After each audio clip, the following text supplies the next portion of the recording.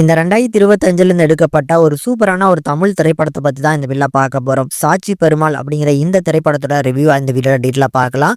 So இந்த படத்தோட டூரேஷனே வந்து ஒரு 1 ஹவர்க்குள்ள தாங்க வரும். ஸோ 1 ஹவர்க்குள்ள இந்த படத்தோட ஒரு மெசேஜ சூப்பரா அழகா வந்து பார்த்தீங்கன்னா டெலிவர் பண்ணியிருக்காரு இந்த படத்தோட டைரக்டரான ஆர்.பி. வினோ.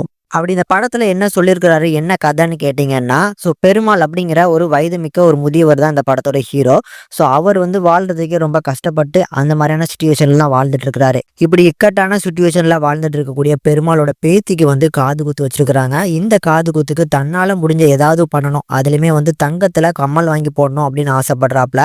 இவருக்கு வந்து இவர் பார்க்கக்கூடிய வேலை வந்து ஆடி மாசம் அப்படிங்கிறதுனால வேலையுமே ரொம்ப டல்லா இருக்கு. இவர் பார்க்கக்கூடிய வேலை என்ன அப்படின்னா, இந்த பத்திரப்பதிவு இடத்துல வந்து இந்த சாட்சி கழுத்து போட்டு கொடுத்தாங்க அப்படின்னா சில காசுகள் கொடுப்பாங்களாம். ஸோ அந்த மாதிரியான வேலை தான் பார்த்துட்டு இருக்காரு. ஸோ இப்படிப்பட்ட ஸ்டேஜில் தன்னோட பேத்திக்காக இந்த தங்கத்தை வாங்க முடிஞ்சாங்கிறதான் இந்த படத்தோட மெயின் கதை. எனக்கு இந்த படம் ரொம்ப பிடிச்சிருந்தது. ஃபர்ஸ்ட் வந்து பார்த்தீங்கன்னா, ஸோ சினிமோட்டோகிராஃபிக்காக இருக்கட்டும், எல்லா விஷயங்களையுமே ரொம்ப அழகாக கன்வே பண்ணியிருப்பாங்க. இவங்க பேசக்கூடிய தமிழ், அதுக்கப்புறம் கான்வர்சேஷன், இது எல்லாமே ரொம்ப அழகாக பில்ட் பண்ணியிருந்தாங்க.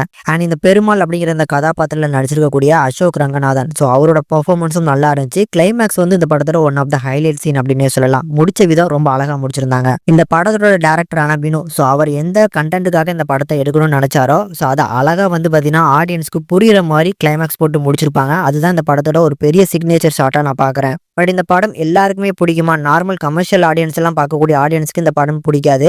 பட் இந்த படத்தை வந்து பார்த்தீங்கன்னா ஒரு ஆவண படமாவோ, இந்த படம் சொல்லக்கூடிய ஒரு மெசேஜை நிறுத்தி நிதானமா பார்க்கக்கூடிய ஒரு கெப்பாசிட்டி இருந்துச்சு அப்படின்னா கண்டிப்பா ட்ரை பண்ணி பார்க்கலாம். ஒரு 1 ஹவர் டூரேஷனுக்கும் கம்மியா இருக்கக்கூடிய ஒரு படம் தான். அதனால முடிஞ்சா கண்டிப்பா ட்ரை பண்ணி பார்க்கக்கூடிய ஒரு மஸ்ட் வாட்சபிள், ட்ரை பண்ணி பாருங்க.